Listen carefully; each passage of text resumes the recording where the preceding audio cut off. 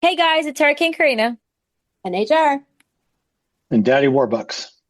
and welcome back to the podcast.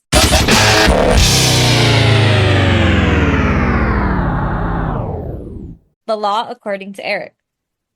So, Eric, you want to tell them what today's theme is? Yes. Today we are going to talk about extreme cheapness. Yes.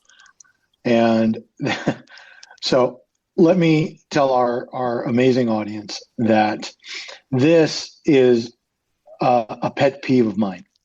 Right. Excuse me. I get very annoyed and aggravated at like extreme cheapness. And I'm going to start off by just sharing a true story to give the audience kind of an idea of some of the things we're talking about.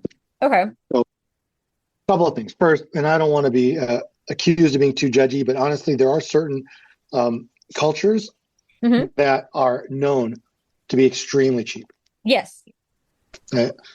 Persians, Yemenites, Indians from India, Mm-hmm. right? We can go on and on. Like the cheapest people alive. Right. Okay. Now, I had a friend, or someone I thought was a friend, Okay. and he referred me this potential client.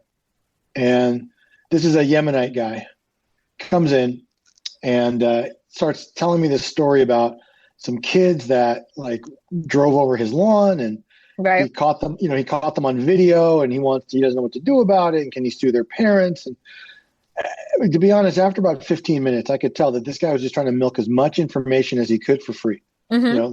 Right. And I've dealt with people like that before. It's okay. Right. Right. So finally he says to me, look, can I show you the video? I said, Mm-hmm. okay, fine. Because I knew, at least in my mind, if I saw the video and it just looked like typical kids having fun, I could, right away be like, you don't have a lawsuit here. And just Right. finally get rid of the guy. Okay. So I said, okay, fine. Let me see the video. So he queues up this video on his phone and he hands me the phone. And yeah, sure enough, it's a picture of a kid on a bicycle, maybe 11 or 12 years old, not like like one of these like asshole teenagers, just Right. pedaling along. And yeah, he kind of did go over a small little corner of the guy's grass, Right. but Right. like nothing egregious. But okay, fine. So as I'm just about finished watching what I think is kind of a stupid, ridiculous video, Mm-hmm. this little like notification pops up on his phone, like with a chime, like ding. Right. And it says Altadena Dairy, $3.26. Mm-hmm. So I looked and said, hey, I don't know what this is, but you just got this sort of, this alert. Right. And he looks at me, and let me just tell you, he didn't even look embarrassed. Okay, he seriously, he didn't even look embarrassed. He just said, "Well, anytime my wife uses the debit card, Mm-hmm. I get notified Yep. on what she spent and how much."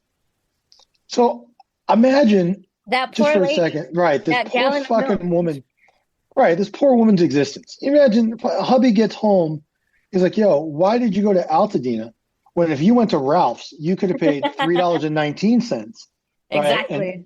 And yes, it might have taken you an extra 15 minutes, yeah, right? And you might have lost the money on the gas or whatever. Exactly. I was about to say that. Yeah, but that's what I mean, like extreme cheapness. I mean, this guy Yes. was so bad.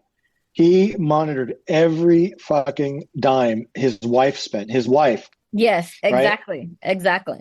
And has the gall to criticize like that she's paying a little too much for a gallon of milk. So so there we go. So that should give the audience kind of a heads up as to what we're talking about today. All right. So the first story is titled, "Am I the asshole for not ordering any food so I wouldn't have to split the bill?" Sorry. I, This is going to trigger so many memories. oh my Sorry, God. well, listen, I'll just tell you again. Sorry, before you get into it, Mhm. my maternal grandmother Frida Right. Hmm. was also cheap as hell. Okay, she was cheap as hell. Okay, when she would be visiting us in California, this is before she had Alzheimer's. Right. So we would all go to dinner, Hmm. and she wouldn't offer to pay for everybody. She would offer to pay for me and my brother because we had the kids' meals. Exactly. There you And go. so she would like tell the waitress like, no, no, no, these two are mine, meaning me and my brother. Like give our check to her. And my dad, he's trying to like be respectful, but at the same Right. time, it's kind of like, I can swing the $3, fucking mac and cheese, whatever, that my kids Right, got. right, Like, right. just, come on. But that's what I mean. Like, even when she tried to do something nice, It it was a was little still cheap. very cheap. Yes. Yeah. Yes. Okay. All right. So, all right, go ahead.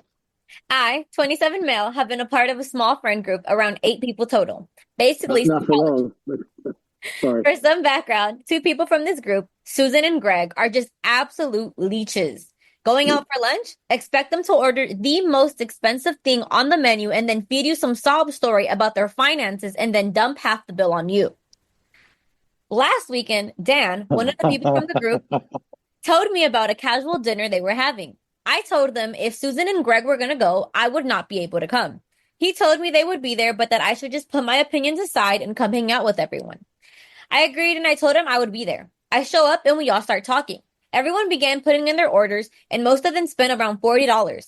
There were only 6 people there, and when it got to Susan and Greg, they both ordered expensive dishes, around $200. When it was my turn to order, I picked up the menu and I pointed to the $4 Miller Lite and sent the waiter away. Dan asked why I hadn't ordered anything, and I just said that I had lost my appetite. The other 2 friends got up as well to cancel their orders and just have drinks as well. After the main courses came out, I saw that Susan and Greg were picking at their food. The waiter then brought over the check. Greg grabs the waiter and asks him to split the check 6 ways. I stand up and correct him, saying the check will only be split 3 ways. Greg looks at me confused and asks why, since we always split the bill. I reminded him that 3 of us had not eaten any food, so we would just be paying for our drinks. So basically, at the end of the night, Dan, who probably only ate around $50 worth of food, was stuck with an $146 check at the end. I swear I saw his jaw drop when he picked up the receipt. I slid a 10 towards the check, saying goodbye to everyone, and walked out. The next morning, I found my phone full of texts from Greg and Susan telling me that I was the asshole for not ordering any food and forcing them to pay more than they had accounted for. I honestly laughed because the stakes alone were more than what they had to pay, but to each their own, right? I also got a lot of messages from Dan saying that I could have just not came instead of pulling that stunt and getting him stuck with an outrageous bill. Am I the asshole for this? Yeah, I personally think it is really annoying when you're going out with a group of people and you're splitting the bill and someone orders something like Yes. crazy expensive Yes. and Yes. then expects you to split it equally. Like, fuck Yeah. that. No, the problem here is definitely Susan and Greg. They are the cheapskates. Susan and Greg are that they will order something and then Yeah. everyone else pay for it, basically, because they're not going to pay for the dishes. So the crazier part one is that I don't think she or he is cheap for not wanting to do that. So I think the cheap ones here go to Susan and Greg. The cheap assholes are them. Yeah, I agree. They're trying to they're pulling one over on them. Yeah, yeah. Fucked up. Did you ever see that Friends episode where Rachel and Joey are poor and they go out with the rest of them and everyone else is like ordering these $100 things and they only have like a salad and then Oh no, I they're haven't. expected to split the bill Oh, equally. And they're like, no, we just had a salad. wait, hold on. Does Hurricane know what Friends is? 'Cause I know what Friends is. I just Okay. never thought it was funny, so I never. Okay. Okay. I'm just saying, it's a little, okay, a little before her time. This is really, really hard for me. No, not to determine who's the asshole or not. They are. I just don't know if I need to tell some real stories first or comment on this and then tell the stories. Because let me just say, the first thing that jumps out at me, God, I got to be honest. You mean to tell me that somebody that is kind of invited to a group thing knows that everybody else is going to basically cover the bulk of their stuff and just orders outrageously expensive stuff, just knowing that somebody else's like brother or father is going to pay for it? Yep. It's almost like that. Is it almost like that? Yep. Is it just like that? So It's it's just like that. Yeah, I think it's Exactly. exactly like that. Exactly like that. Yeah. So let me just say, it's funny to me also for a couple of reasons. So one, everybody knows that I am a very picky eater, right? Yes. There's lots of things I don't like. Right. Now, now it's been a while, but like my poker home game, normally if we start playing like 7:30 and we run to 11:30 or midnight, we Right. usually order some kind of group meal, right? And that's part of like the host, takes a little bit from everybody in the beginning. And, Right. now if they decide like they're in the mood for sushi, Mhm. like I don't eat anything. Right. right? But I still chip in the same amount as everybody else. Mm-hmm. And I used to do that also when we would have like dinners with friends. Same thing, right? No matter what I ordered or didn't order, we just all split the check equally. Right. And that was it. And that's because, to me, and again, I know not everybody agrees with this, but to me, it's more embarrassing for me to like break out a calculator, try to figure out You're who right. owes what exactly. Like, I'll never be that guy. I don't care. I'll just give me the check then if that's what it takes. And then I'll seriously, and then I'll just think twice before, going out with those people again. Right. Now, my parents had a couple, that they were friends with, Mm-hmm. right? And they were the funniest couple in so many ways. Okay. But the husband and wife together, they're Gina and Myron. I'm not afraid to say their real names because I'm sure they don't listen. Okay. They were also super, super cheap. And they would break out the calculators. Oh my God. At dinners. Okay. And and it used to make my dad so uncomfortable. Like literally he would just, no, well, yeah, that was a long time ago. Now Morta wouldn't give a fuck. Now, you know what? You pay for yourself. It's okay. That's now. But back then, he was like, look, just give me the check. And he would tell the waiter, just give me the check. Just don't. It's okay. Right. Just because it was too embarrassing for him to, right. do that. Now, as far as Billy here. Yes. Honestly, no, he's not the asshole, even though I see both sides, right?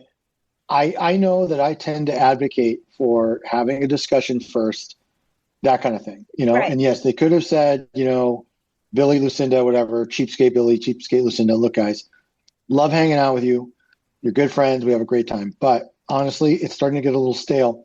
Every time we go out, you guys order things more expensive than everybody else. Mm-hmm. And we all end up basically covering your portion of it. I think that that's not okay. Right. Probably could have gotten away with just that. Right. And that might have been enough. Right. But I can also completely see just how, you can tell by the way it's written, just how fed up he was at this. Yes.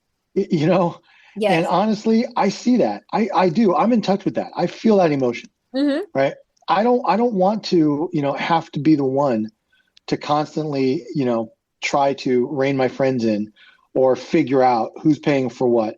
Right. Or, and that kind of stuff. And it would be, and it would absolutely annoy the hell out of me if every single time we went as a group or as couples and they were with us, right. if they pulled this, so again, I could easily see where, maybe a conversation could have been had, mm-hmm. and that might've been the end of it. But truthfully, you know what? They chose not to. That's okay. I'm still okay with what they did. But that's not an easy conversation to have. It's not. Yeah. I was going to say, I feel like it's really hard to sit someone down and be like, hey, look, Oh, wait, so it was easier to basically commandeer the waiter and be like, yo, split this 3 ways and fuck them? Yeah. Honestly, yeah. I feel, oh no. I don't know. I'm asking. For me personally, I'd rather be like, oh no, I just paid my drink. So I didn't get food. I'll just pay my drink than having to sit the person down and be like, hey, I noticed that you do this on purpose every time and we always end up paying more. I feel like that's more awkward than at dinner just being like, oh no, I won't split the check with you guys. I'm just going to pay my drink and that's it because that's all I got. I feel like that's much more easier. Yeah. Yeah, so do I. Yeah. You think they got the hint? Clearly they did because they said something to him after. I think they knew this, and I think they do it on purpose. They knew that they didn't like this, but that's why, like, the guy, when the waiter came, he was like, oh, like, immediately said, split it 6 ways. Like, didn't even let really anyone, get a word, and he immediately was like, split it 6 ways evenly. So it's like, they know what they're doing. They know what they're doing is wrong. They know what they're doing does not, appease their friends. They just don't care about it. I hate to say this, like, as a real life example, but honestly, it kind of reminds me of my own son. Oh my God. Like it's kind of stuff he does, like, oh, we're, going out to dinner. Yay. It's nice. And then, everybody else is like, I'll take this. I'll have the tomahawk ribeye, and I guess he also knows, like, I'm not the kind of guy that's going to say no or turn him down or embarrass him. Mm-hmm. But also it's like a little annoying. Like we did a thing where we went out. I don't remember. It was Hanukkah or something. It was New Year, whatever it was. It was in the winter, and we were all together. And my brother was in town too with his wife. Okay. And we went to this steakhouse, mm-hmm. and yeah, sure enough, Matthew like went for like the full on, like tomahawk or whatever. Like, Oh God. and that's what I mean. It's kind of like, it is kind of douchey to do that. Right, Like right. over order, especially now in my son's case, and I hate to say because he's my son, but in my son's case, it was even a little worse because he knew that he wasn't even paying a third of the check. Like He the wasn't adults are going going to to pay for contribute at everything. all. Right. So there was like zero, like that was a total like Feldman right Right. there. Like, but listen, that's a good first one. But so I'll say this. Billy, who basically plotted to embarrass cheapskate Billy and cheapskate Lucinda, I will give him 1.5 dingleberries. Yes, I agree. It's not an easy conversation to have. Mm-hmm. And yes, you're going to have to basically put your friends on blast and point out that they're, fucking leeches or whatever. But I still would have done that before I would have like basically ruined the evening or their evening, and maybe But he even wasn't offend the some of only the one other that did friends. that, though. Well, no, I know, but I But he think they all started kind of it. right. They He took did his start lead. it, but Yeah. it clearly was bothering the other people because they did the same thing. Exactly. Yeah. Definitely. All right, so fair enough. I'll go to 2 because I guess he wasn't in it by himself. I'll go to 2 dingleberries, and now for non-cheapskate Billy, who got tired of paying for cheapskate Billy, I am only going to give him an 8 on the Feldman scale. I think it's a little shameless to kind of do that, like in the restaurant in front of everybody, but I understand that it was probably very well deserved. Yeah. And so it's kind of hard to get really, really angry with somebody when they basically did what you all wanted them to, what you all wanted to do anyway. Exactly. So, all right, now, cheapskate Billy and cheapskate Lucinda. This is a different situation. I am giving I'm going to combine cheapskates Billy and Lucinda. I'm giving them 4 dingleberries for doing that, taking advantage of their friends, using their financial plight to try to garner sympathy when clearly they're not so broke that they can't, not go out to places, right? Right. They're not giving up their social life, right? So no, so I'm going 4 dingleberries for that. But on the Feldman, that is a different story. Right. I think it is pretty shameless to go out with friends, over order expensive items, knowing that your bill is going to be reduced because of everybody else, and then having the audacity to cry poverty, right? Like at that When point, the person who ordered a $4 beer doesn't want to pay for your food. Right. And that to me is really, really shameless. Yeah. So I'm going a combined 1 on the Feldman. So when we do non-cheap Billy, for him, I'm gonna do just half a dingleberry. I really don't think what he did was very assholey. If it was embarrassing to them, then maybe they needed that. Some people need to feel embarrassment because it doesn't seem like they were embarrassed by what they were doing regardless. So maybe they needed that. So I'm just gonna go with half a dingleberry for him. Feldman wise, I'll go with the 8. I'll agree with you. Now for cheap Billy and cheap Lucinda, I'm going the full 5. It's it's a pretty asshole thing to do that every time your friends go out to eat, you get the most expensive stuff on the menu. Like not just, oh, it just happens that they like this. No, it seems like what he made it sound is like they're getting the most expensive one every single time. So, and then knowing you're not going to pay for it, it's just pretty shameless. And then it's like when the person kind of, shows you that they're done paying for this, your friends are basically not ganging up on them, I guess, but like, showing you all together because it was 3 of them that they weren't going to pay for the food.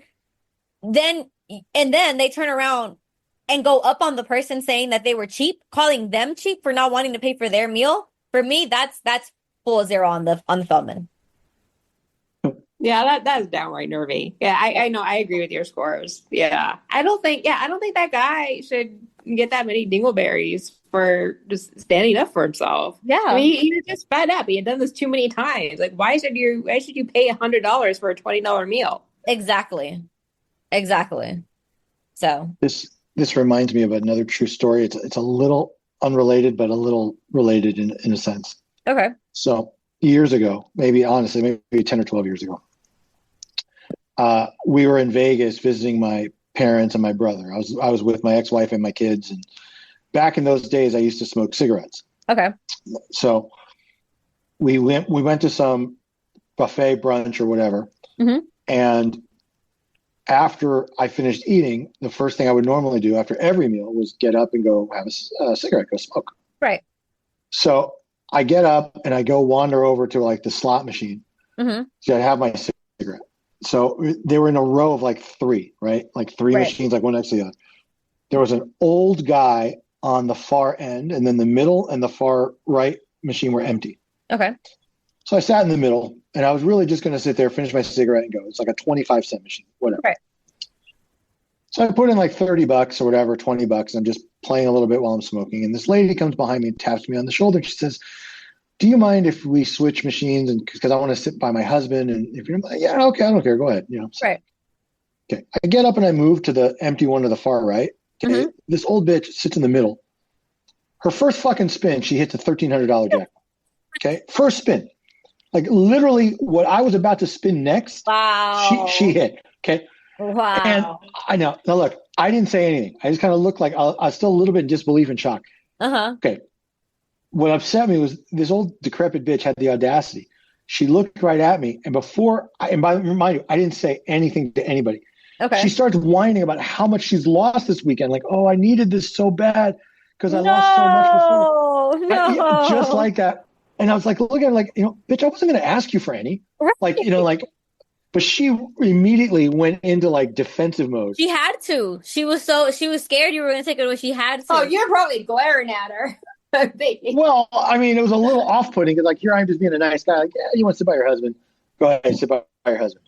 And then the very next one, she got like this triple diamond thing or whatever. Like, are you Isn't fucking that a strategy? kidding me? That you like if someone is on a machine for a long time and they haven't hit, then it's bound if to you take hit. over the machine, you're more likely to. Yeah. There are some people that believe in that. I think that that's more modern because the modern video slot machine, this was an older one. This was a long time ago. Mm-hmm. So this was just like the reels or whatever. But the newer video ones where they have like the different animated objects that expand and they look like they're about to burst, and Right. and I learned, I talked to people that know, like I have a good friend, that guy Todd, Mm-hmm. who basically he's an advantage player and he's a professional poker player. He knows all about like slot machines. He's something like, yeah, that actually means nothing.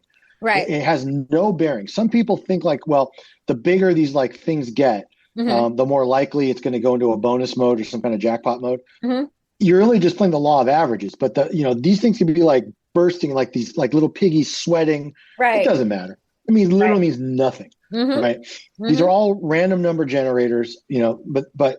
But nonetheless. But yes, back in the day, I would say this. I don't know that it's as much a strategy as it is like a superstition. Right.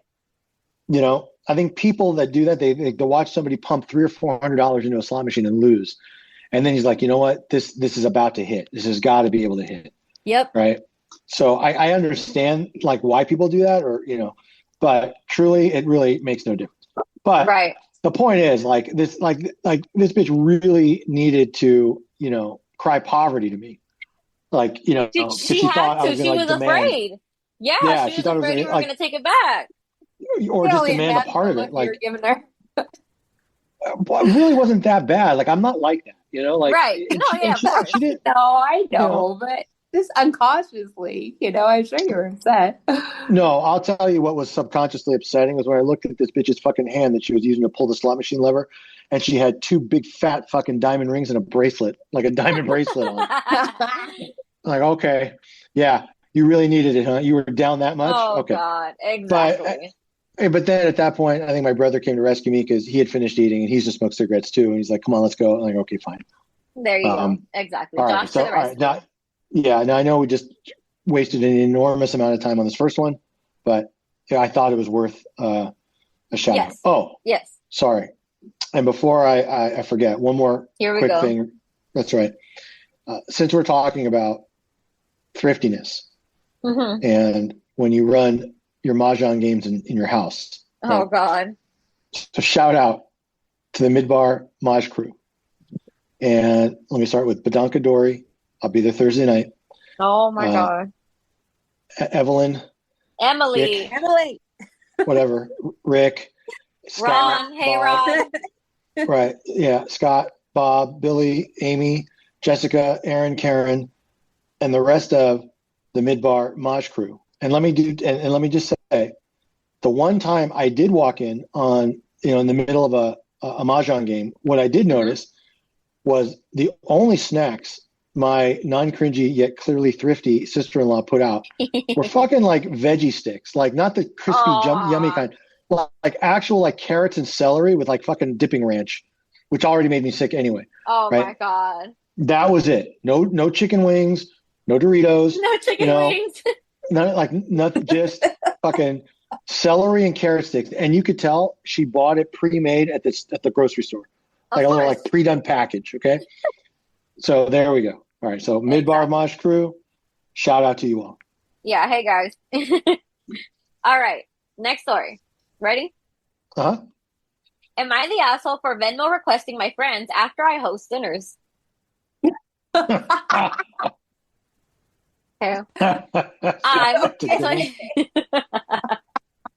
Yep. Oh, God. I'm 25 years old, and I've been super close with this group of friends since we were all in grade school. Fast forward 15 years, some of us now live together, and we have friends over for dinner all the time to have dinners, lunches, etc. I've always sent out Venmo requests the next day. It's never been more than $10 or $15 per person. Recently, it came to my attention that my roommates, aka my childhood friends, have a separate group chat where they've been talking crap about me, calling me cheap, and even placing bets on whether I'll send a Venmo request after the dinners I make. I found this out because my fiance's best friend happened to be staying with us the same week that we hosted one of these dinners. My roommates vented to her about their frustration over getting a Venmo request every time they come to dinner. I'm not sure exactly what was said, but it ended up putting my fiance and me in an awkward position where we were basically told that we were not good hosts and that we're being cheap. Am I the asshole for Venmo requesting them after I host dinners? There is an update. Do you guys want to hear the update, or do you guys want to say if you think he's the asshole? I'm gonna vote first before I hear the update. Okay. So I'll tell you what. Mm-hmm. First thing that sticks out at me is the age. Right. 25. 25. Second thing is, and I don't know that we have enough information, and if it's in the post and I missed it, then I apologize, but this sounds like almost like a regular thing. Like this guy almost is just hosting, right? But I don't know that he intended to be like the financial supplier of all these meals. Right. It's almost like maybe in his mind this was going to be kind of more of like a potluck, but instead he did the cooking and he charged for the ingredients, or if he ordered out, and that's what he makes it sound like. Yeah, that's what it sounds like. Yeah. Yeah. Right. So this is like a group dinner, like they're right. But it just sounds like a group dinner. Yeah, and the other thing that we don't know is it doesn't say if this guy cooks from scratch, or if he just like orders like pizzas and shit. It doesn't say. Yeah. And that's why I also kind of think like it sounds a bit more, because again, 25, 24, 25-year-olds, they're not necessarily as financially stable as somebody in their 40s. Right, right. They still may be grad students, or they may just be getting started in life. Mm-hmm. So it feels like this was maybe meant to be more of like a pitch-in activity, and maybe there was just a bad way of communicating it. Right. And maybe the friends didn't see it that way. They thought they were just coming over, like being invited to like a dinner like they do with their family. Right. But that's why I'm saying at some point there has to be then a degree of naivete, because when you're a 25-year-old and your buddy invites you over each week for Sunday dinner, and it's something like gourmet, or he, opens a bottle of wine or whatever. Right. If this guy's not like independently wealthy, I would not be surprised if I got a Venmo request after that. Exactly. To be honest, like I don't think I would be as upset. No. Now, and I'll tell you the other thing too. When people get upset when they get a bill for something, it's usually because it's going to put a crimp in their financial style. Right. Like it's not one of those. Like if I get a bill for something and it's like $40, whatever, I don't care. And especially if it's a legit bill. But if I get like a surprise like bill for something like, hey, could you please send me $485 because we had lunch the other day? Right. What? Right. So that's what I'm saying. I could see kind of both sides of it, but $15 is not a lot. He said it never goes over that. Yeah. Right. That's why I was saying it's very important. That I think that we put that into perspective. Right. It doesn't sound like this guy is out like making a profit over this. No. It really doesn't. Did they decide as a group to have the dinners? Was this like a communal It doesn't say. It just says that they live together because they've been friends since like forever, I guess, since like grade school. And now that they're older, they live together. So they just all have like dinners and, lunches. They all just eat together, I guess. Because if it is a group thing and they all live together, then it doesn't seem right for one person to have to pay for it all the time. Yeah, right. So I don't know why they're giving her so much shit if it's like, like a group thing and they should all pitch in. I don't get that. But The only thing if you're inviting a bunch of people over to your house for dinner, right, then you should not Venmo request that, right? Because you invited them like that. Yeah, exactly. Yeah. But if it's just like a group gathering, like, hey, we're just gonna get together and hang out, and it was a mutual thing, then it doesn't seem reasonable for one person to foot the bill all the time. Exactly. Yeah, I can agree with that. That's what I'm saying, because it's like, it kind of seems like, they just kind of eat there, like dinner, and it's like the one person's doing it, he's just Venmoing you guys. You guys are all roommates, and if he's the only one that's buying the food and is cooking and is doing all of this, then every so often someone should pitch in money. Yeah, and they should be thankful this person is organizing this whole thing. Exactly. Exactly. All right, so you guys want to do everything? Thank you. Exactly. It just seems like they got comfortable with him doing this, that they don't want to pay. That's just kind of what it seems like to me. All right, so do you guys want to hear the update now? Yeah, let's hear the update. Okay. So a lot of people were kind of getting on him, saying that it was wrong for this, that, a lot of people were calling him the asshole, saying that if you invite people to dinner, you shouldn't, charge them. So this was his response. My friends are all well aware of what will be served and the cost and any other important details of the time. In fact, I have even gone as far as sending out receipts the day of, sending out evites with all the relevant info, like the dinner menu cost, etc. I'm typically the one who hosts, mainly because our house can comfortably accommodate more people, since we all kind of live together. We've all lived together for almost a year now, and in that time, my fiance and I have consistently been the only ones who cook meals for everyone and clean. They don't do any of that, ever.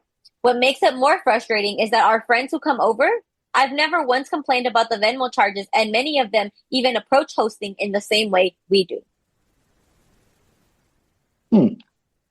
Yeah, so these friends are complaining that he's Venmo requesting money after the charges, after the dinners, but they do the same thing. But they don't feel like it's right. You know what that honestly sounds like?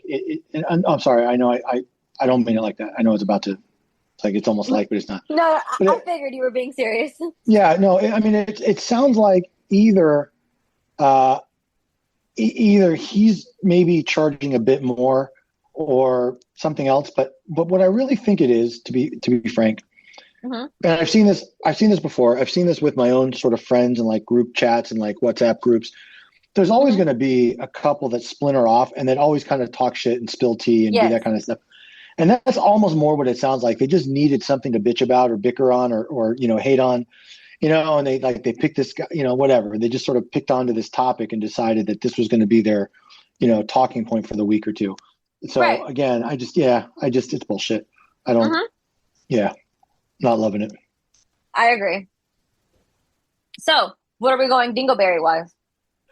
I am going to give Dinner Party Billy one dingleberry. I was going to give him more until I heard and learned that the other people do the same thing. Right. Exactly. That was my thought process as well. Yeah. And so once I heard that, I don't think it's nearly as big of a deal as they're making it out to be. And again, it sounds a bit more like they were just going out of their way to be jerks. Right. Like these people, like they were just looking for drama to stir up. I also, again, my Feldman rating was going to be lower until I heard that everybody does this. Exactly. So that, again, it just really feels like these couple of people separated out just to, have something to bitch about or whatever. So I'm going 9 on the Feldman. I really don't think it's shameless, especially again if everybody kind of does this.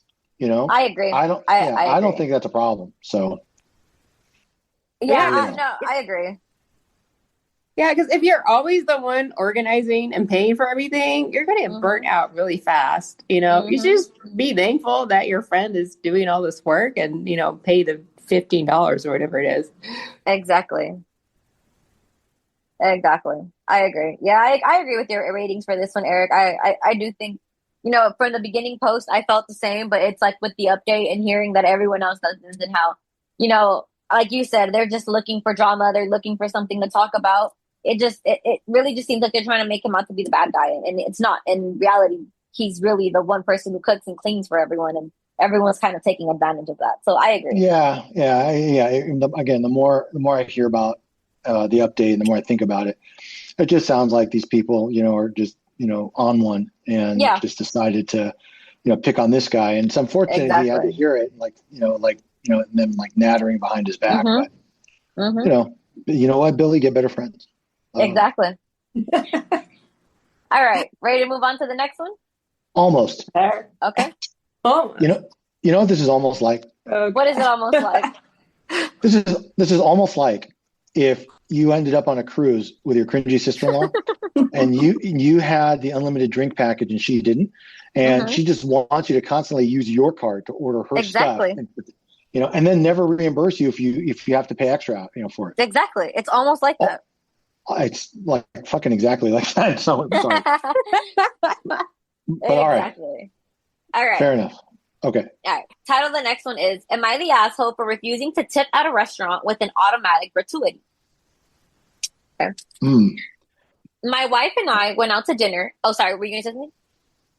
No, I was just going to say that actually I think becoming a more and more hot topic. The tipping amounts and percentages and the delivery drivers for these apps. So, all right, hit me. Right. All right. My wife and I went out to dinner at a fairly nice restaurant downtown last weekend. When we got the bill, we noticed that an 18% gratuity was automatically added. This was the restaurant's policy, but it was not made clear anywhere beforehand. Now, personally, I think automatic gratuities are ridiculous. Part of going out to eat is choosing what amount, if any, you want to tip based on the service. Having it be mandatory takes away customer choice. Why don't they just include it in the food prices if it's mandatory? When the auto gratuity was added to our bill, I asked our waiter to remove it. He politely informed me that the restaurant policy was that it had to be added and it could not be removed. Policy or not, I wasn't going to tip 18% and add an extra cash tip on top of that as well, which is what I guess many people do. My wife was mortified by the whole thing and said that I was cheap. I don't think it's unreasonable to protest an automatic gratuity policy. The waiter would possibly still get 18% with or without my extra tip, so what does it matter? We've been arguing about this nonstop. So tell me, Reddit, am I the asshole here or is my wife overreacting? Should customers just accept the mandatory tipping policies without question? Why do I have this feeling that you're like the kind of person that tips $5 on a $100 bill? Exactly. Yep, that's exactly what the first thing I thought of. I was like, oh, he definitely tips $5 on $100 bills. Yeah, because the only reason you'd be that upset if you were not planning to tip 18%. Exactly. Well, the other thing too is that if the policy is visible, because you see that all the time. You go to a restaurant, it's like parties of 8 or more, we have an automatic gratuity. If it's there, then tough shit. Yeah.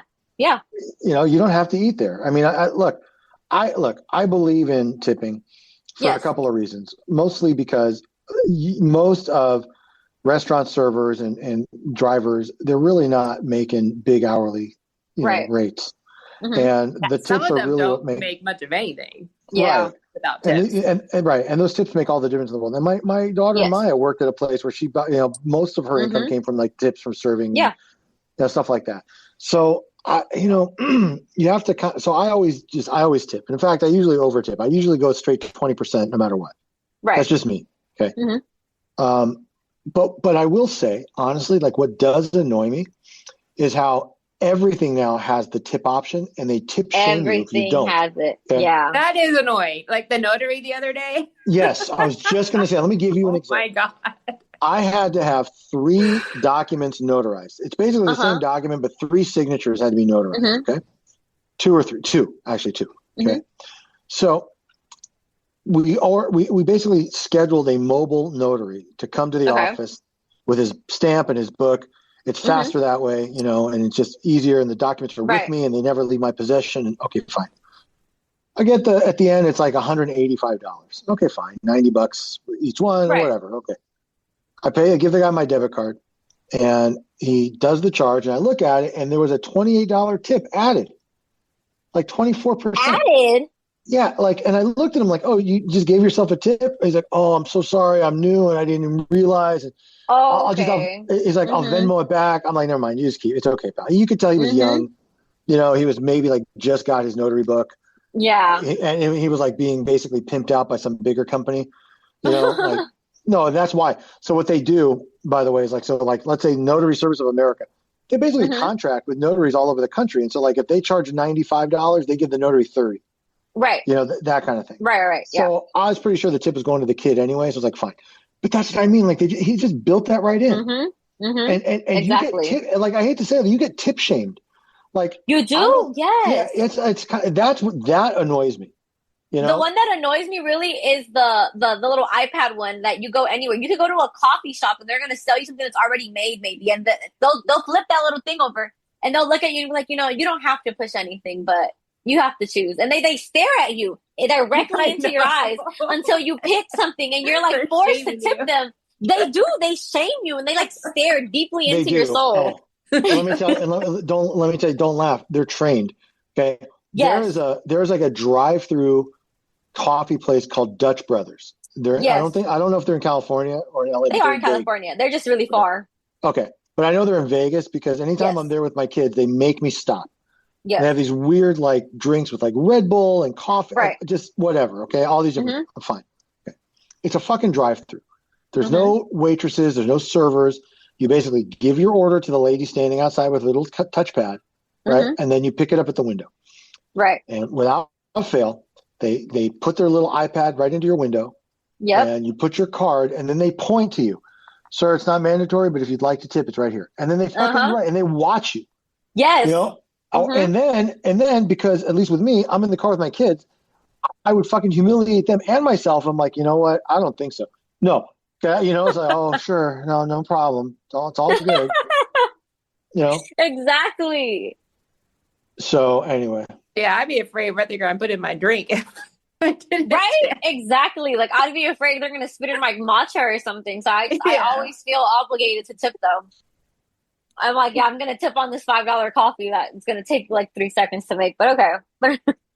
I mean, now sometimes when I go to Starbucks, you know, if I order just like a drip, you know, and I don't get the fancy drinks there. I usually just get like their, you know, whatever the black coffee is, and that's it. Right. Okay. So whenever I go there, you know, I always throw a couple bucks into the little dish or the cup or whatever, like Right. the tip jar. Right. You know, but it's a little different in that, you know, it's there, it's cash, but it kills me when they just bake in Yes. these like That iPad. 22%. Yeah, and it's That like 22%. You know, that's annoying. And the iPad always starts at like 15%. Like the options are only like 15, 18, 21, and like 25%. Those are like the only options you get. Or if not, you have to go like in and you do it by like, manually. But I'm like, those are the only options they give you regardless. Yeah, I know. But so back to the story. Do we think Yes. the guy is the asshole for trying to force the waiter to take off the 18% gratuity that was added to his bill at a restaurant that he went to? Because he thinks his wife is the asshole because she basically was like, you're so cheap for that. Like, you're making him take it off. You know, that was embarrassing. And he's like, no, she's overreacting. She's being weird for calling me cheap. But Well, she's like, no, you are. He is. But here's the thing, okay? A lot of it, to me, and I'm being serious now, a lot of it has to do with what caliber of restaurant you are in, okay? Right. So bear with me. If I'm driving back from Vegas and I stop at the fucking Cracker Barrel, okay, Right. and there's 5 of us, I'm not going to be super inclined to Right. drop a 22% tip for like fucking eggs and grits, okay, Mhm. at the Cracker Barrel. On the other hand, if I go to Mastro's or Fleming's or like a steakhouse Right. and I'm 6 or 7 people, and especially if the policy is right there, you know, Mhm. 8 or more, or 6 or more, whatever, yeah, then I got a choice. I can eat there or I can go somewhere else. Exactly. But if I choose to eat there and their policy is displayed, I'm going to honor it and I'm not going to bitch about it.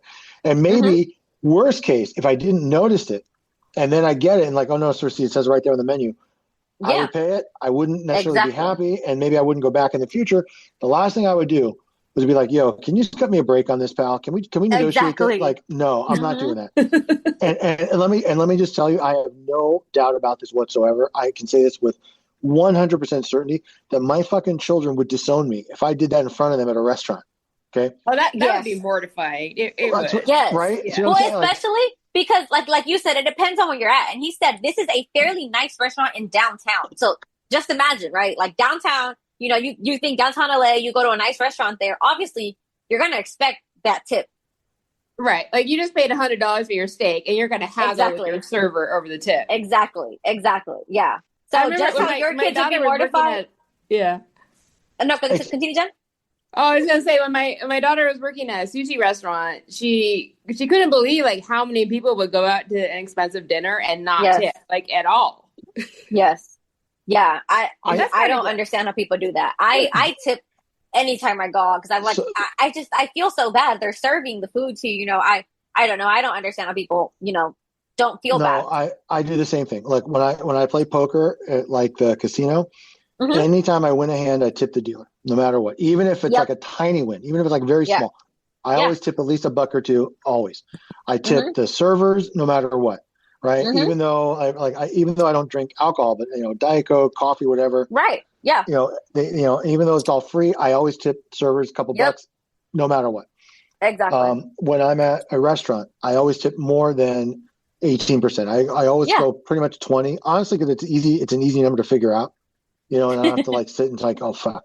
And that's the other thing Right. too, by the way, how conveniently they add, like they give you like the different At the tip amounts, bottom. Yeah. as your receipt Mhm. now. So Mhm. just so you don't have to make a mistake. But Yep. so the long and short of it is this: Cheapskate Billy is the asshole but not because he balked at an 18% built-in tip, because he did it in front of everybody and his wife at a restaurant that probably had that policy in Exactly. place. Mhm. Right? He's the asshole for humiliating her, not for Yes. questioning the tip. I Yes. don't think it's all that big of a deal to question the tip, and if he had done it like, listen, is this part of this? Because I didn't see where it was like built in. He'd say, oh yeah, sir, it's right, here's the policy. Honestly, Right. for me, that would have been the end of it. Yeah. Maybe I don't go back there, but that would have okay. That would have there been you it. Yes. That's Exactly. right. Mm-hmm. So that's why he's the asshole. And by the way, Yeah. this goes hand in hand. He is a solid 0 on the Feldman for doing that. Solid funny. 0. Yes. That is true. I mean, you are flirting with negative ratings when you go up to the waiter and try to negotiate the tip. And by the way, why would he think the fucking server has the authority to adjust that bill for that? Exactly. That's another good point. Exactly. Right? Like you need like a manager or And something. like the server's telling him like it's policy, and he's like, "Nope, take it off. Take it off. I don't care. Take it off." It's like the server's like, "What the fuck am I going to do about this?" Yeah, that's just no, that's not okay. And then getting mad when his wife was like, "You're embarrassing me," and he's like, "Oh, she's overreacting." Yeah, no, she wasn't overreacting. No, that was yeah. that was very cringy. So Yes. yeah, yes, cheapo Billy, you're getting a 5 and a 0. I agree. I concur. All right, next one then. Okay. Am I the asshole for charging an entry fee for tomorrow's dinner, even though it's on April 1st? Well, I mean, is that what they think? Like it's a joke? Okay, I'm sorry. Go ahead. Well, that's what they were kind of like. That's what she was kind of saying. Like, would I be the asshole because it's April 1st? Uh-huh. Okay. I, 26 female, am the go-to host for family dinners, and I usually enjoy it, but my aunt, 55 female, has a frustrating habit. She shows up uninvited with extra guests without telling me. This has happened. This has happened way too many times, leaving me to stretch food and space on the spot. I'm not talking about one person. She brings over 3 people every time. I've asked her to nicely just give me a heads up, but she just says that family should be spontaneous and ignores my request. With today being March 31st, I'm hosting a family dinner tomorrow, April 1st, for my parents' anniversary. Knowing my aunt will likely crash it with extras, I decided to try something new last week.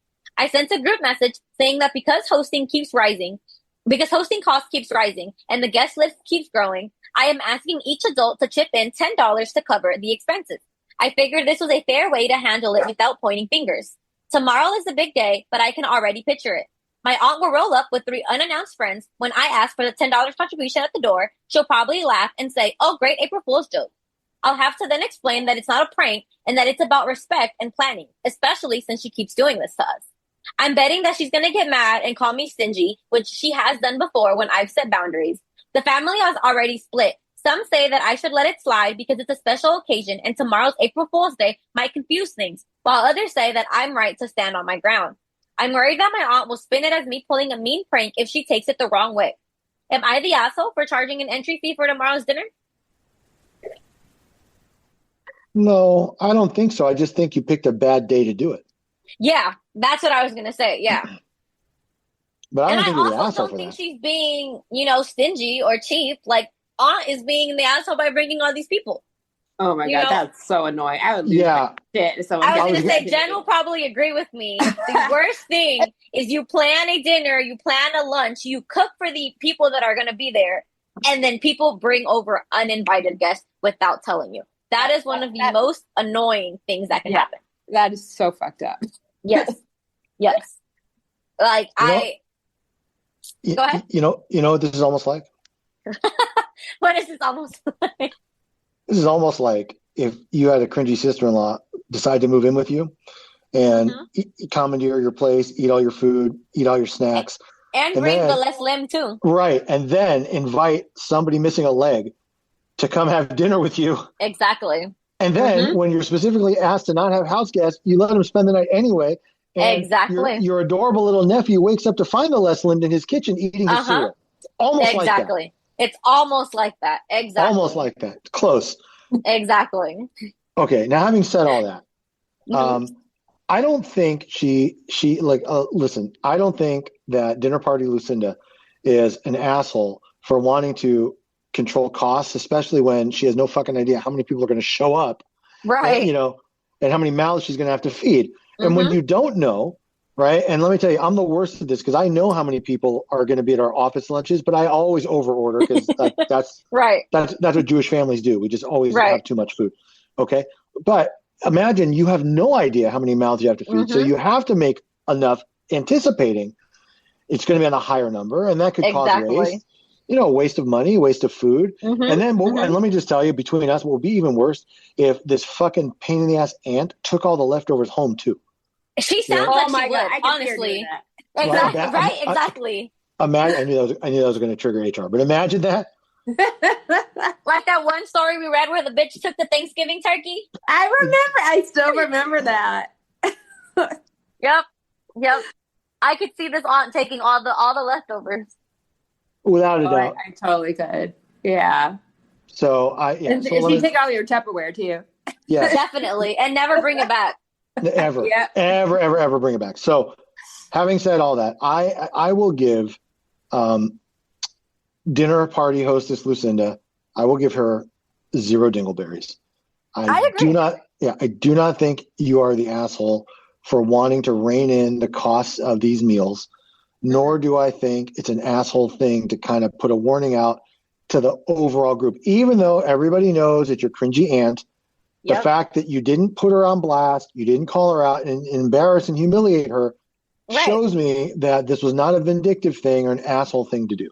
Exactly. I agree. The only complaint I have about what hostess Lucinda did was she should have just picked a better day for this.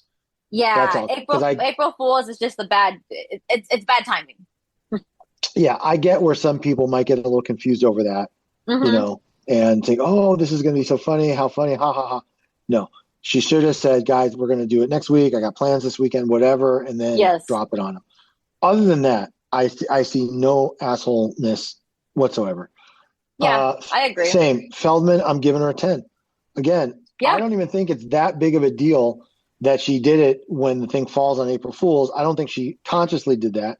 No, because it's her parents' anniversary. Yeah. Yeah, that's all. So, and by the way, that's very cute that her fucking mother and father got married on April Fool's Day. But exactly. Okay, we'll put that aside for a minute. All right? That's okay. We'll tuck that one away. Right. Exactly. So, having said all that, I am giving dinner party hostess Lucinda a 0 dingleberries, and she gets a full 10 on the Feldman. No shame in calling people out, and not by name, just trying to make it so that she doesn't get stuck with a big grocery bill and a ton of leftovers that her cringy fucking nasty aunt is probably going to take home with her anyway. So there you go. Yeah, but I you know agree. that aunt Yeah. is going to give her the money. Fuck no, she's not. Yeah. No, she's not. And then she's gonna make a big deal out about it. That family's family. Family doesn't charge people for dinners. Oh, she's gonna make a huge thing about it. Exactly. All right. So next one. Okay, next one. All right. Okay. Am I the asshole for splitting everything equally with my live-in girlfriend? Nope. Sorry, what? No, sorry. What? Nope. What? Just hear him out. Okay. Hear him out. All right. Okay. I, male 28, am in a very happy relationship with my girlfriend, female 24, other than some personal money concerns that I have. First, I will note that there is a very large financial difference between my significant other and I. I currently make around $370,000 a year, and due to a successful IPO, I have a net worth of about $2.5 million. On the other hand, my significant other makes around $70K and has a fair amount of student debt. She does kind of struggle with money a bit. My significant other is roughly aware of how much I make and likely roughly aware of the net worth, although I haven't revealed any specific details to her. Given that we are not married, I felt that it was fair to ask to split all expenses equally when we discussed moving in together, as we are still separate people and income should not really be considered. Before moving in together, we'd also split most things equally. This means that we currently split all the bills, food, groceries, home maintenance, travel, entertainment, meals when we go out to eat, etc., straight down the line. We also have an agreement in which she pays rent to me, even though I own the house we live in. This is because I still have a mortgage to pay, and she's getting roughly a 40% discount compared to the rental market. In general, I do believe that folks should contribute to a payment to the place they live in, regardless if they live with a roommate or significant other. If she wasn't living with me, I'd likely rent out a spare room.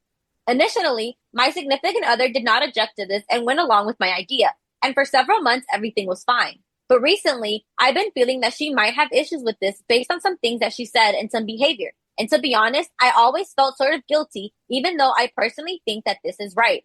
I know that I can afford to let her live without paying anything and probably cover 70 to 80% of all of our joint expenses without even noticing a financial hit to me at all.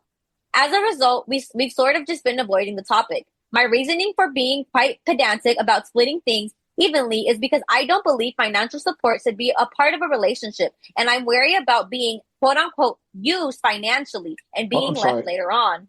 I'm sorry to interrupt. Did he literally write that he doesn't think financial assistance is part of a relationship? Right. Yep, he did. Yep, part of a because relationship. He's afraid of being used and left later on.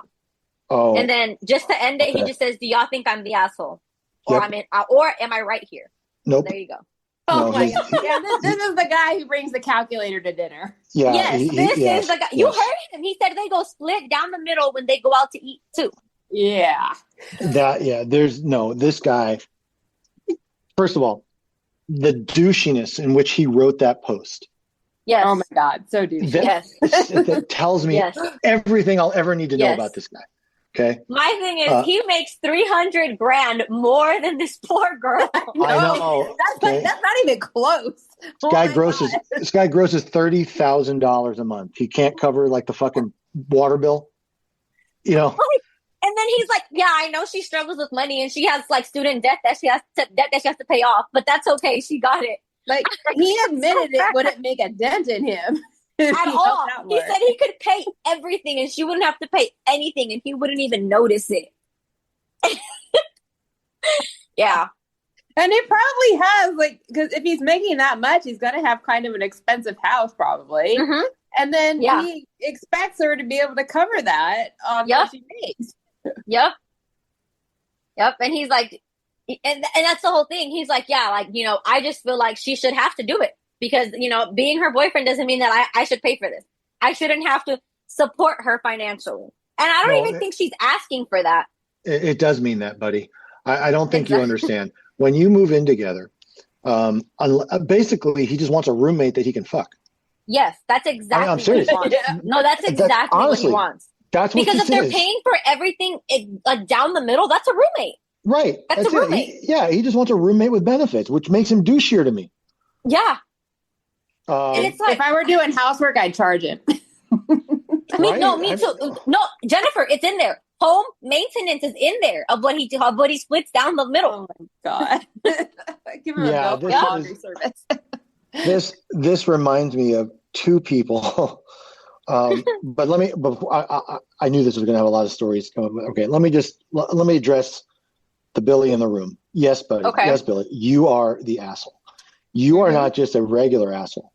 Okay, you now have the distinction of being a 9 dingleberry double jelly roll, not quite 10. Mm-hmm. You know, because maybe you're just raised that way. Maybe you just can't help it. But this is a sickness, right? This isn't just frugality. This isn't no. This is seriously. This is a sickness. Okay, it is. So 9 dingleberries, and he is a -2 on the Feldman. Mm-hmm. Mm-hmm. And the shame is twofold.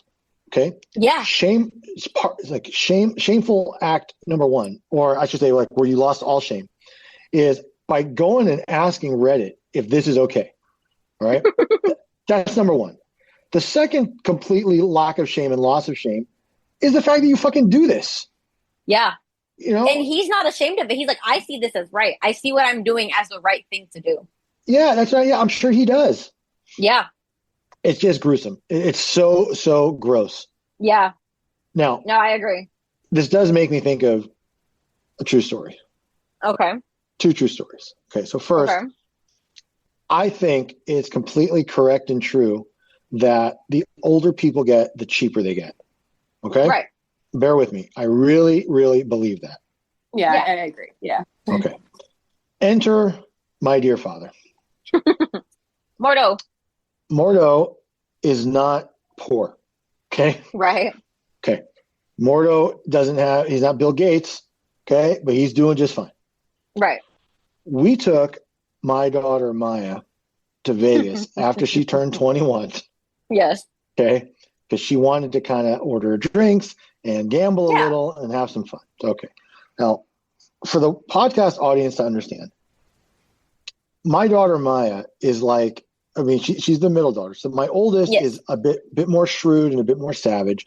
Mm-hmm. And Maya really just is kind of in her own little world, but in a nice way, like in a sweet way, Mm-hmm. She has a sweet disposition and she doesn't give hard times to my whatever. Yeah. Okay. Anyway, so we're in Vegas and I give Maya some gambling money and she goes gambling and she loses a couple $100 and she's sad. So we're in my dad's car and we're driving to dinner or something for her birthday dinner. And so my dad says, so Maya, how you did? Maya's like, Grandpa, I lost. So what? How much you lost? And she, with the straightest of faces, she said, Grandpa, I lost everything. Mm-hmm. And then there was like 3 seconds of silence. And then it was, well, sorry. And that was it. like, too bad for you. Hey. Literally said to his grandchild, sucks to be you. Yeah. And that's how he felt. That's how we felt. Now, I have a client who's 91 years old. Oh, God. Who's going through a marital issue. And he clocked every fucking dime of everything. Yes. Oh, you're not exaggerating. Yeah. No, everything. Everything. Even jewelry. Yeah. Every little thing. Oh, my God. Yeah. And oh, God. As a gesture of his kindness, plus the fact that he has a big crush on HR, he brought her, not me, not the attorney that's actually helping him for free. He brought her a gift card, right, to a steakhouse for $50. And then 3 weeks later, he asks if we used it, meaning me and HR. Right. And he wanted to know if you got some iced teas. Right. And HR's like, no, we haven't had a chance. And he tells her with a straight face, if you go early enough, that might be good for both of you. Like we're going to start having fucking dinner at 4:30. Exactly. Now, the older 91-year-old client, I don't think he can help it. Okay. No. My dad, Mordo, has just become really, really cheap in his later years. Yeah, in his later years. Okay. There was a time where if I were young, 24, 25, whatever, I was in Vegas and I lost $600-700, Mordo would just give it to you. Here you go. Right. Go, Those days are so long gone. So gone. Yeah. And by the way, The other funny thing too, I wish I should have gotten Josh for this too. The other funny thing too is like Mordo doesn't give cash anymore. Okay. He Oh, he used to gives be checks now. right. For years, he was the old school guy. He would give you cash. Here you go. Right. Hanukkah, birthdays, whatever, you got cash. Right. Not anymore. No. Now it's always a check. And I know They I'm might putting not my be signed. not just that. And I know I'm putting my own father on blast, but not just won't they be signed. He'll make them out like, let's say to Matthew for his birthday, but Matthew's fucking 15. Matthew doesn't have a bank account. Right. Matthew can't cash a Oh check. my God, yeah. Oh, Okay. I think all grandparents do that though. I'm just saying. So it's like, are you for real? Really? So there you go. Exactly. Mhm. Yes. Exactly. I come into dangerous brushes of cheapness all the time with people. So, all right. Sorry. Exactly. Okay. Let's go All ahead. right. So next one then. Okay. Okay. Am I the asshole for not paying the babysitter? Okay. Oh. Okay. Basically, I was going to a concert with my husband. I needed to hire a babysitter for my 7-year-old. We had been told by all of her teachers and babysitters in the past that taking care of her was the easiest job ever. Well, our usual very trusted 22-year-old babysitter had plans, but she recommended this other girl who was 15 and was really great with kids. From now on, we'll call this girl Anna. We offered Anna the same rates we give our usual babysitter, and she accepted. We told her we would be gone from 8 to 10, which meant she would only have to occupy our daughter until her 8:30 bedtime. It came the day, and my husband and I ate dinner with our daughter, introduced her to Anna, and said goodbye. By 9:30, the concert was over, and we started to head back to our house, expecting to be back a few minutes early. However, there was an accident ahead of us on the way back, and we got stuck in a traffic jam. Once it became clear that we wouldn't be back by 10, we immediately called Anna, who picked up. We told her that we would be about 10 minutes late because we got stuck in a traffic jam. She got super mad right away and started insisting that she should get another hour's pay. We said that it seemed a little bit ridiculous because it was only 10 minutes. We apologized and asked if our daughter had woken up or bothered her at any point past her bedtime. She reluctantly said no, and we pointed out that she wasn't even really working or watching our kid at this point because she was asleep. She still was fuming, and we offered that if she really wanted, we could give her the equivalent of 10 minutes of her hourly wage, which is about $2.40 because they pay her the $14.50. She denied, insisting that we give her the additional $14.50 for the full hour. We arrived home, and the house was empty. Hannah was nowhere to be found. We rushed to our daughter's room, who was thankfully asleep and okay. We immediately texted Anna, and she replied, "I left at 10 like you said you wanted me to," and then asked us to Venmo her. The pay. We refused, seeing as she abandoned our daughter. We invited her to our house the next day so we could talk and pay her back, but she denied, and we didn't pay her. Now she's spoken to our other babysitter, but she spun the story to make it seem like I didn't want to pay her because I felt like she didn't do any work. Now the other babysitter kind of thinks I'm cheap as well. Am I the asshole for this? I can't believe the babysitter just left. Yeah, I mean, honestly, Oh I my was God. gonna rip into mom and dad until that part. They sounded horrible in the beginning. Yes. Right. But Yes. when you found out more information, then this babysitter was an asshole. Yes. I was going to be on team babysitter up until that point. And this whole idea of like, okay, bye, I'm leaving. Fuck you. Mm-hmm. No. Over And by the 10 way, minutes? I mean, yeah, it's not like they were 2 hours late. Exactly. and you know what? Honestly, you know what the mistake was? Is that mom and dad shouldn't have even called. They just should have showed up 10 minutes late. Exactly. Like, big Well, deal. It's just no. 10 minutes. Well, I think the right thing to do was to call her, but the wrong part was how she responded to that. I would have shot her a text like, hey, be home soon or something just something innocuous. And that's it. Yeah, just being like, accident on the freeway. Not even that. I wouldn't even say, hey, be home soon. Now, it's easy to say that now because they didn't know what kind of reaction they were going to get. And it's it's very normal to just basically call your sitter and say, look, I'm going to be a little bit late. It is completely abnormal and unacceptable for the babysitter to be like, yo, I'm leaving. Fuck you. If you don't pay me an extra hour, and like basically try to extort them, for the hour. That's literally what you're trying to do. Yeah. Yeah. I would have a big problem with that. And I would just reach out to my normal babysitter and I would be, look, you've been our babysitter for this long and we've never had an issue with you ever. And we've never done anything like that. If you think that this is how we really are, then that's up to you. No problem. Otherwise, here's when I need you next. And that's it. But no. Like teenage baby Lucinda, fuck her. I would be ready Yeah. to hurt this bitch if she left my babies alone. I mean, seriously, like, you really expect me to Venmo me? Yeah. And it's like she left. Like, my thing is, you left. Okay. You should have not requested the Venmo money. Okay. That's where, I'm like, okay, I guess she was upset. Maybe she had plans and this threw off her plans. But at the end of the day, it's like, you don't leave kids alone. Like, if you took a job, you took a responsibility to watch this little girl until her parents came back home. You were mad that you were going to watch her 10 extra minutes, so you left her Yeah. alone? I mean, Yeah, what if no. something had happened? Exactly. Exactly. Yeah, no. No. I don't. Every parent's worst nightmare. Literally, it's like you get a sitter and then they leave your kid alone. Like, you literally got a sitter to not worry about your child, to come Hello? home. And hello? Sorry, I right in the middle of that. I didn't hear a lot of it, but don't get mad. Right in the middle of it, I got a call because I ordered something for delivery from our dispo, and the guy just called that he's here. So I'm gonna walk over and pay him while we're doing this. But yeah, Okay, that's pretty cool. I didn't know they that is delivered. pretty cool. Yeah, it's the place that we always used to go to before. So. Oh, nice. So anyway, I don't know what I missed, but. No, we were just talking about how the girl's the asshole, where it's like, at first it's like, yeah, okay, the parents are wrong, but it's like, one, you took the responsibility of taking care of this child, and then you just left. That's what I was kind of saying. Like, you took a responsibility on, you were going to take care of this child until the parents came home.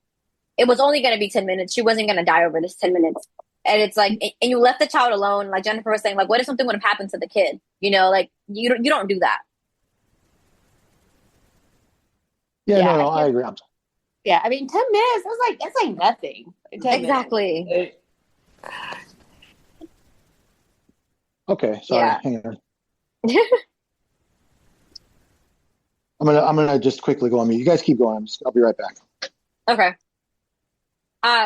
Yeah, no, I wouldn't even know what to do. Like, I don't have kids, but it's like, I couldn't imagine doing that. And especially when it's like, I'm sure this mom was already feeling uneasy about leaving her kids with the new sitter. And it's like the one time they use a different sitter, this happened. So I can't even begin to imagine what the mom is thinking now. Like, now if their sitter's not available, she's just not going to be able to go out. Yeah, they're going to be scared to go out at all from now on. Exactly. Like, they're just going to be afraid. They're going to be like, no, like, we don't know. Last time the sitter left our kid alone. And honestly, to me, I would be afraid about, like, not afraid, but I'd be questioning at what time she really left. How long has my baby been alone? Oh, that's true. Like, you don't know when she left. Exactly. So it's like, you got there and she already was gone. It's like, how long, what time did they get there? What time did she actually leave? Like, I wouldn't even believe her if she would have been like, oh no, it was just this much. I wouldn't believe that. I'd be like, yeah, I don't know. I don't know what time you left. I would have thought she left so long ago that I don't know. I wouldn't trust it. I don't know. Like, what the hell was so important that you needed to leave a kid alone? Exactly. No, she got butthurt because she thought she was going to shake down the fucking mom and dad for $10 or $12 or whatever. Yeah, exactly. And when mom and dad were like, you know what? Fuck that. She, I'm betting she probably didn't even want to deal with them after that. She's probably a little embarrassed herself. Yeah. So, Yeah, I can't imagine you get a lot of repeat babysitting business that way. No, there's no way. Yeah, no, absolutely not. All right. So are we moving on to the next one? All right. Sorry about that. Oh, okay. You're good. Okay. Am I the asshole for getting my son school supplies for his birthday? I wonder what would happen if my brother just said one day yo, I'm not babysitting my niece anymore. Oh God. I wonder God, I should tell Josh, when you listen to this, just start charging her. Exactly. Like this little landlord, like this little babysitter did. Just be like, yo, cringy sister-in-law, if you want me to babysit your kid, I'm $15 an hour. If Leslie's listening, Leslie charges. Oh, good. She's smart. Exactly. Oh yeah, Leslie is mini Aaron when it comes to that. Exactly. There you go. She's smart. Exactly. So, all right, we got you. All right. So the next one. Am I the asshole Okay. for getting my son school supplies for his birthday? Okay. Today is my 30 female son, Logan's fifth birthday. Seeing how his first day of kindergarten is in less than a week, I thought it was appropriate that we would get him stuff he would be needing for the upcoming school year as his presents. My husband and I got him the basic supplies. My parents got him several new outfits for school, including hand-knitted sweaters for my mom. My in-laws also got him additional outfits as well as a backpack, a lunchbox, and a water bottle. They also gave him $25 in cash, which he could use to buy anything he wanted. He also received lots of cards from other relatives, family, friends, etc. We had a nice party with him, with a barbecue and all of that. Of course, a cake. Logan seemed like he was having a good time. However, after everyone left, I noticed that he kind of looked upset. He asked why he didn't get any toys for his birthday. We sat him down and explained that turning 5 was an important age, as it's the age where kids start going to kindergarten. And the presents we got for him were more important than toys, as he would need them for school. He did not need toys for school. We told him that he could use the $25 from Grandma and Grandpa to buy himself a toy. He asked if he could use those $25 to buy a Nintendo Switch. He has a friend around his age who has a Switch, and they sometimes play with it when Logan goes over to his house. Logan has been wanting a Switch for a while now, but we think he's a bit young for video games, and it would be too much of a distraction from school. He's in fucking kindergarten, lady, but okay. We explained to him that a Switch would cost a lot more than his $25. Logan didn't take this well and started crying. We told him that it was okay that he was disappointed, but crying wasn't going to help him at all. He was upset for the rest of the day, and after we put him to bed, my husband and I talked about whether or not we should have gotten him the Switch for his birthday. Neither me or my husband grew up playing video games. I honestly think it would be too distracting for him. My husband thinks that as long as we put certain rules in place, that we should get him one. I've asked various friends about it on Facebook, and they all think that Logan should have gotten that Switch in addition to the school supplies. Since turning 5 is a milestone birthday, they think a Switch or a similar toy would have been appropriate, as he could have invited his friends from school over to play. So now I'm torn. Am I the asshole for only getting my son school supplies for his birthday? You are the worst mom ever. Yeah, I was going to say, yeah. Who Yeah, you doesn't are. get their kids a toy on their birthday? Yes. A fucking kindergarten age kid. 5 Okay. years He's old. little. He's 5. And then, no, and hold on, not even that part. You fucking went to his grandparents as well and said, do not get him toys, get him stuff for school. Oh my God. So it's like, he didn't get toys from anybody. You made everybody give him school supplies. He got and hand-knitted sweaters. And lunch boxes and backpacks. What? And water bottles. Oh my God. If I was 5 and my birthday gifts were school supplies, a backpack, a lunchbox, a water bottle, and a handmade sweater from Grandma, I would fucking kill myself. You know how sad that is? Yeah, because when you're a kid, your whole world is toys. Exactly. Exactly. And I felt so bad hearing him say, well, can I use my $25 to buy a Nintendo Switch then? Because they knew he wanted the Switch. I understand a Switch is very expensive. I understand it's not everyone can afford it. But like she said, he wanted it. And they know that he wants it. Even the dad's like, okay, well, if we set rules, we can get it for him. But she's just like, no, it's bad for him. It's bad for him. Well, hold on. By the way, what dad said is what every parent says. Yeah. Like, we can do this, but, you can't use it every day. You can only use it after school. You can't do it in class. Everybody puts restrictions on stuff. That's not, has nothing to do with anything else. Come on now. No. Yeah. That's very, very aggravating to it does, however, honestly remind me of 2 true stories about my own grandmother. Okay. So bear with me, but here you go. When Josh and I were very young, we were sometimes sent to New Jersey to stay with my grandma for the summer. This is after my grandfather had already passed away. Okay. And she was kind of by herself and all that stuff. It's okay, fine. Now, she lived in the city of Fair Lawn, New Jersey. Okay. Fair Lawn, 2 words. Okay. And Fair Lawn had a community swimming pool for its residents. And it was called Memorial Pool. And it was basically just that. It was a big, giant outdoor swimming pool that you could use in the summer, right? Now, when you're a kid and you stay with your grandma who doesn't drive, right? Mm-hmm. And is already like, starting to show signs of dementia. Mm-hmm. You look for anything fun to do. That was Right. it. Okay. Right. Now, Memorial Pool, because it was used by so many people, so many kids, Mm-hmm. was like 84% chlorine in the water. Okay. Okay. Your eyes would come out bright, like tomato red. Yes. Okay. So you had that foggy vision? Yes. So I begged Grandma Frida for some fucking swimming goggles. Right. They were $3. So Grandma Frida, please, my eyes are burning. Right. She would not spend the $3. Okay. Second true story about Grandma Frida. Again, because she didn't drive. Right. She had very limited things in her house. And when I say limited, I mean mostly food. She had plenty of like fucking toast and coffee and shit like that. But she didn't have food for me and Josh. Like nothing. You guys weren't the priority.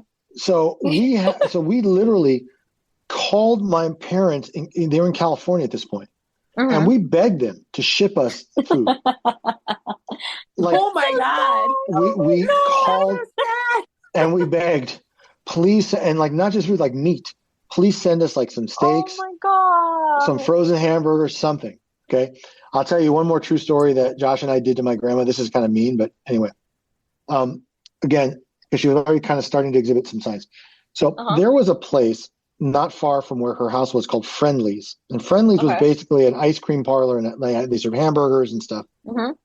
And Fridays, she would take my brother and I there kind of as a treat. And she wouldn't let us order a lot of stuff.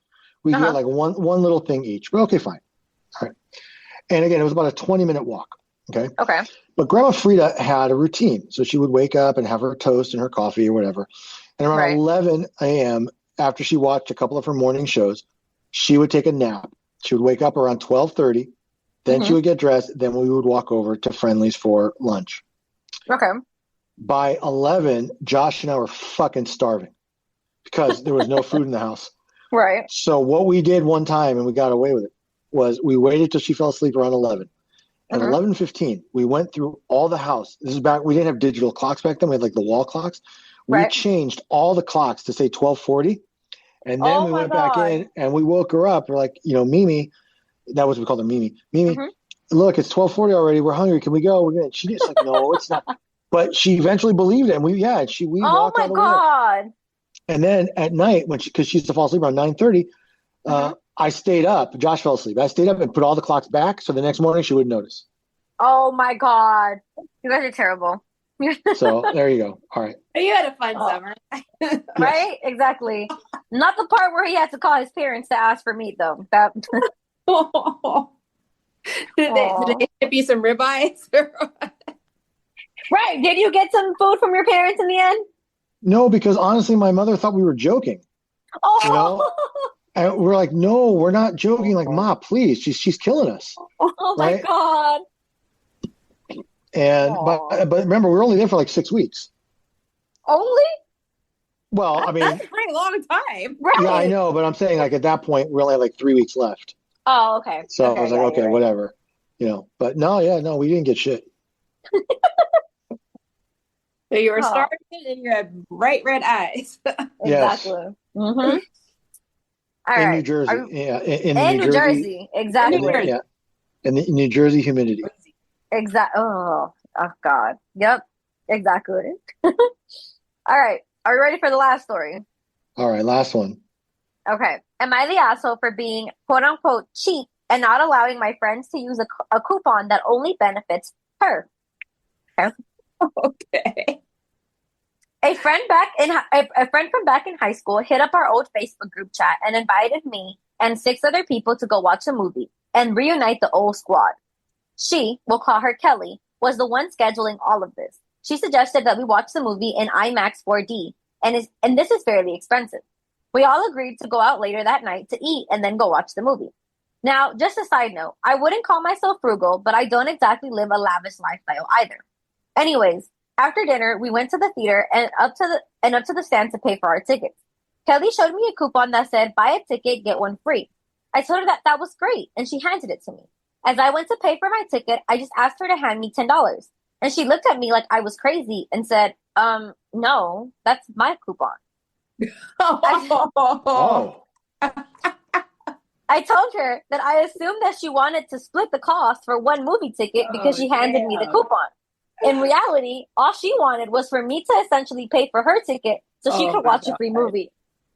I told her that it was stupid that I would pay the whole thing. And in fact, all I asked was $10, which is not even half of the movie ticket. She still said no and then went on saying that it's my coupon. It doesn't affect you in either way. Whether I use this coupon or not, you're still going to pay the same amount.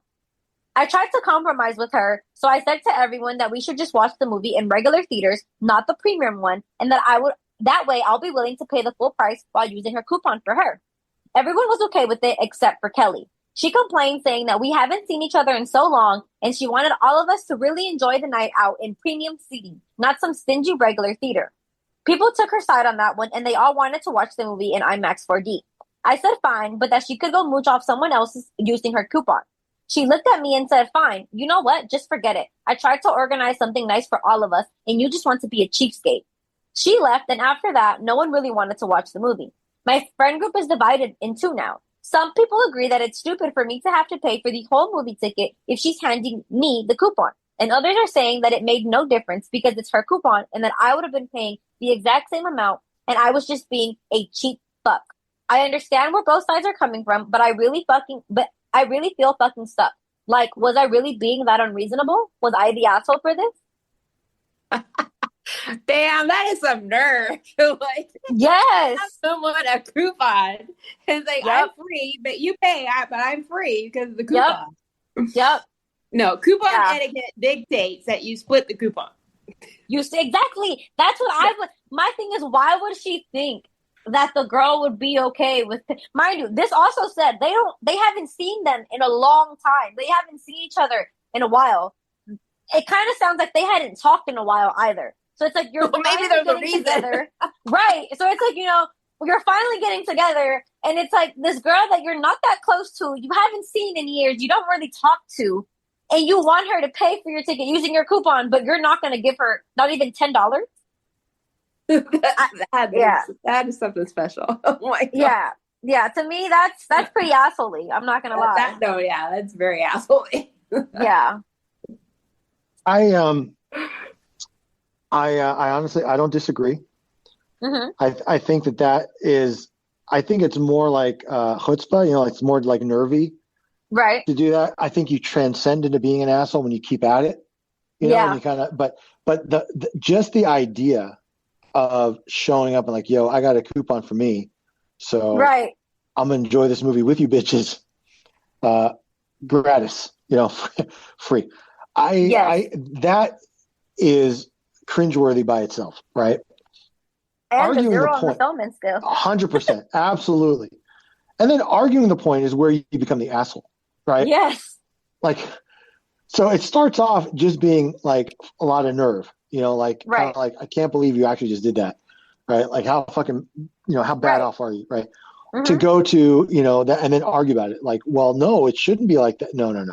Sister Lucinda, you got this all wrong. And I got to be honest, and I'm, I'm kind of joking, but I'm kind of serious. This is absolutely, positively, without a doubt, something my cringy sister-in-law would come up with. Definitely. She would be like, yo, are you guys going on that cruise this summer? Because I got a coupon for a free passenger for myself. Yeah. Right? Exactly. So I could come so I could just come along. Right. Oh, yeah, take advantage of your drink package, sneak the less limbed on, and then, make you guys babysit for my kid. But I'm not going to pay anything. Right. Exactly. I could literally see that. Like, I mean, not even like I could verbatim like see that discussion. Yep. Wow. Oh, me too. Definitely. That's why I made it last. Yeah, no, that's ripe. So I will, I'm going to give coupon Lucinda. I'm going to give her a full 5. I'm not, me too. I don't know if I'm going to blow it up into a, double, Lizzo. No, I'll give her a 5 too. Yeah, but I'm giving her a full 5. And yeah, she hit 0 on the Feldman like 3 words into this post. Yes. Yes. So there is no shame in her game at all. She's like, yo, at all. I found this fucking online coupon. I went to Groupon and I found this. And by the way, since 4 of you are going, my 5th ticket's free. But Okay? I'm not going to pitch into y'all's ticket. You guys figure that out. I'll just go in. I'll walk in for free with you guys. Don't worry about it. Yeah. And HR is 1,000% right. Okay. When you're with a few people and one Yes. of you has a coupon for 10% off or whatever, Mm-hmm. the community, the group gets the benefit. Yes. Right? Yes. They should. Exactly. Yes. Exactly. And it's funny because this is like the third thing I've agreed on with HR. And I didn't think she and I were going to agree on much of this at all today on this topic. How you did it. No.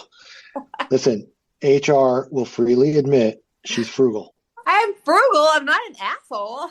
No, I didn't say That's you true. were. He didn't call you an asshole, Jen. He just said you were frugal. He agreed with you. For shit. And I agree with that. I agree with that. But Yeah. what I know Jennifer doesn't agree with me and Eric. If there's valet, me and Eric will get valet. 100%. That is true. I hate parking my own car. So Yeah, I'm with you. I will pay for valet. So I know that she will disagree with that. Yeah, I know. I will too. I don't care how far it is, or I don't care how much it is. It doesn't matter. Exactly. But all right. So let me say, I enjoyed this topic. It's kind of funny. So many true and unfortunate stories from my childhood and past get brought up. But that's okay. I had fun. It's therapeutic, I guess, in the end of the day. Yes, exactly. So, and to our 10,000 plus, again, appreciate it. Our new biggest fan, Scott S. He's overcome my brother, and he sends me texts now, and some interesting stories about his own background. I don't want to share that openly, but of course, really interesting cat. So appreciate that, and to all of our other listeners, Hurricane. Yes. Tell them where they can find us. All right, guys. Thank you all for listening. We appreciate all the support. Remember, you can find us on Instagram at The Bensama Confirm, our podcast Instagram at The Late Podcast. You can visit our Twitter and our TikTok at Bensama Confirm. You can visit our website at eblawfirm.us, or you can email us at info@eblawfirm.us. And remember, guys, you can always send in your own stories if you want us to decide if you were the asshole. Just letting you guys know. But our audience is grown. If you guys ever want us to debate on your issues, we will do it. We enjoy this. Absolutely. And actually, you know what we should do, truthfully, is we should put things on these subreddits. Like, look, we're going to pick your story for a podcast if you want to, add to it or whatever. But anyway, we'll figure that out later. Yes. So anyway, appreciate you all, and have a great rest of your week. Bye, guys. Bye. Bye. I'm only going to say buh and half a bye because I'm cheap. I don't want to give it the whole. I don't want to say the whole goodbye. Buh. Okay. We'll just give the buh. Buh. Okay. Buh. Can I tell you? Sorry, I know we're supposed to cut off, but oh my god. So our IT guy Dave, we used to work at this nonprofit for kids called Penny Lane, and we worked there together. And there was this one employee. Her name was let's just call her. Let's just call her Banca, right?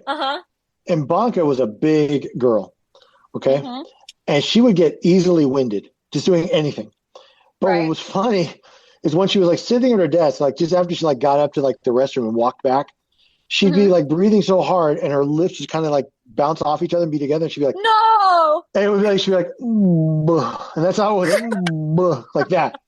That was your half by. Yep. Yes. So Dave and I would always do that around her, and she never figured it out. Oh my God. You guys are such bullies.